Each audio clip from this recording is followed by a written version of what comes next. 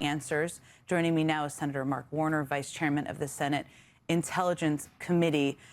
Senator Warner, I just want to start. You have followed election integrity. You have led investigations for so many years. I just tried to give my best assessment there. It feels like a five-alarm fire here, but I tried to outline Tulsi Gabbard's new assignment. But what do you think is going on here? What should people watching understand? Well, Jen, unfortunately, you may have actually understated the threat. So as somebody who led the bipartisan investigation into the Russia intervention in our 2016 election, I've been on this topic for years. And let me surprise your viewers on my first comment. The first Trump administration actually did a pretty damn good job in making the 2020 election safe. They created a foreign malign influence center. They had the cybersecurity agency work with states, and many Trump officials, I remember Chris Krebs, the head of CISA, got fired for telling the truth that the 2020 election was safe and secure. You've made the point, which is absolutely true. Donald Trump is obsessed about the fact that he lost Georgia, he lost the election. We're 5 years forward, and his obsession about this is now wreaking incredible havoc. Let's go through a couple of the facts. First, the attack or search warrant that was launched against this, the election officials in Fulton County. Let's look at the facts. One, the FBI official who is head of the Atlanta Bureau, a career professional, somehow has been fired or retired unofficially. Why? My sense is probably because he didn't think this was on the level. Secondly, when you offer or bring a case to get a search warrant, normally the U.S. attorney that would bring that case is the U.S. attorney from Georgia. The person who signed this document was actually the U.S. attorney from Missouri, who you pointed out earlier was a henchman of all these wacky election denial stories. So we've got this effort that doesn't pass the smell test on the front end of bringing this case against the election officials in Georgia. Secondly, then you've got the question of Tulsi Gabbard. Tulsi Gabbard, who I voted strongly against. I warned my Republican officials, colleagues, she was not competent for this job. She has proven that incompetence time and again. And now you've got her showing up here, as you said, with the baseball cap looking like out of a bad spy movie. Tulsi Gabbard has no responsibility for domestic investigations. Her job is to look at foreign intelligence interference. And here's the part, Jen, that that I hope we spend some more time on. The very structure that the first Trump administration set up about foreign malign influence, they did a good job of setting up a center. In her first year as DNI, she has dismantled that center, saying there is no threat of foreign malign influence. Suddenly, at the 11th hour, she shows up in this very inappropriate search warrant, at least on the appearance of inappropriate, and is showing up, as you pointed out in the Wall Street Journal, not exactly a liberal publication, has said this is a pathetic person basically trying to curry favor with her boss. Because I can tell you, as a vice chair and former chair of the Intelligence Committee, usually the director of national intelligence briefs you on these serious international matters. She's been nowhere on Venezuela, nowhere on Iran, nowhere on Trump trying to threaten NATO.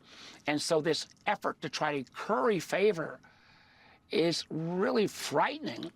And you layer on top of that, and this is how all of these things interconnect, one of the reasons why we have to make sure that we get some guardrails on ICE, and this is not going far afield, is what I fear beyond the potential for Trump to try to interfere in a major way in our elections is one of the biggest ways he could interfere is by having these roving ICE bands show up at polling stations, and not just in the fall at primary polling stations. We in Virginia may try to change our maps to deal with redistricting. They show up there.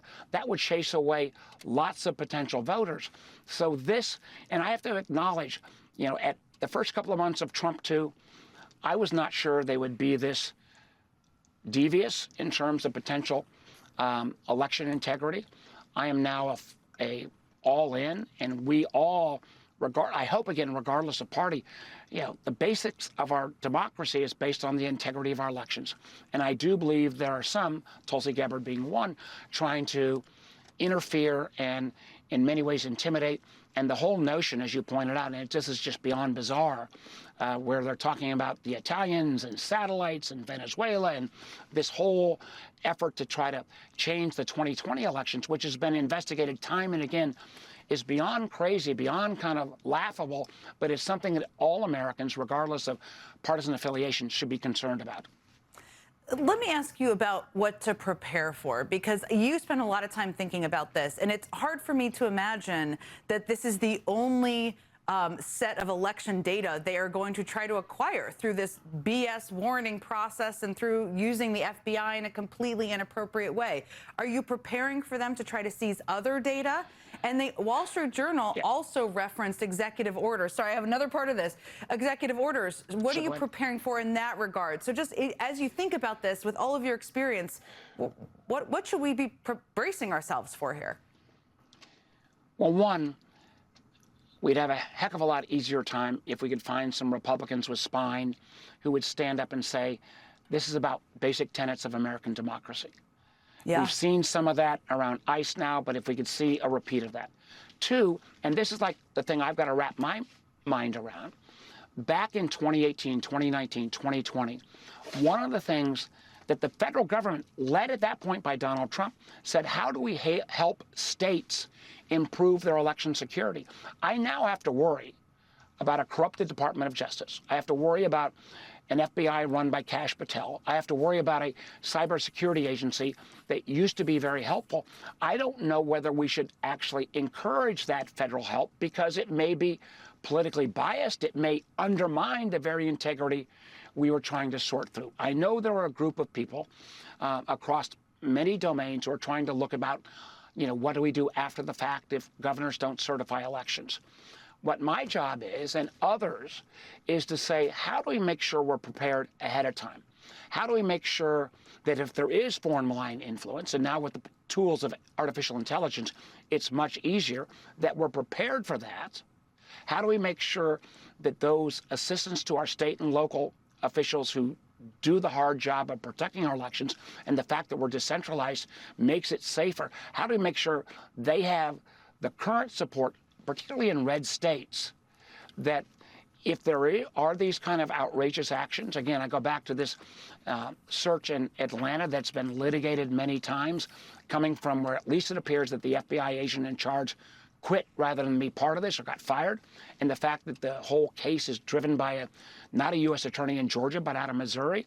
We got to get our stuff together, not just as representatives at the federal level, but we really need partners at the state and local level. And I think, again, about the Georgia Secretary of State, who I think is now running for governor on the Republican side, who had the courage to stand up. This may be a time where, it's not just call your congressman and your senator, and you got to do that, but state and local officials need to stand up for the integrity of our elections as well. And we got to get ready, and we can't just focus entirely on the elections this year in November, but we've got primaries before that time. This goes to the heart of soul of who we are as Americans. Senator Mark Warner, I hope you'll come back and keep talking with me about this, because I think this is one of the most important stories for us to watch and be clear-eyed about this year. Thank you so much for being here.